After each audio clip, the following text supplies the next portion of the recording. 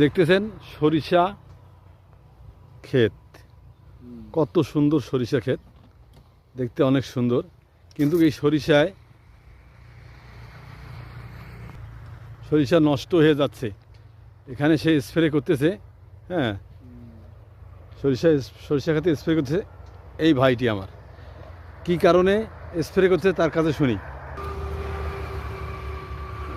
আচ্ছা ভাই, আপনি যেখানে স্প্রে করতেছেন সমস্যাটা কি, কি হয়েছে সরিষার? পাখি যাচ্ছে সেউগুলো, সেও পাখি যাচ্ছে, সেউ পাকা পাকা হচ্ছে কুয়াশার কারণ।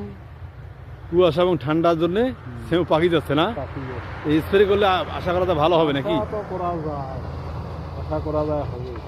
আচ্ছা ভাইয়া, আপনারা শুনলেন ভাই কি কারণে সরিষা ফুল পেকে যাচ্ছে, এই কারণে ওনারা স্প্রে করতেছে, তাই না? তাই না ভাই? হ্যাঁ, আপনাদের এলাকায় যদি কারো সরিষা ওইভাবে পাকি যায় অবশ্যই স্প্রে করবেন। সরিষা একটি মূল্যবান সম্পদ এবং ক্ষেত। সরিষা খুব ভালো জিনিস, সরিষার তেল আমাদের সবারই প্রয়োজনীয় জিনিস। ভাইজান, এই সরিষা তোলার পরে আপনারা এই জমিতে আর কি লাগাবেন?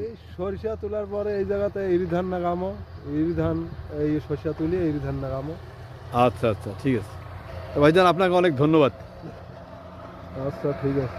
আচ্ছা ভাইয়া।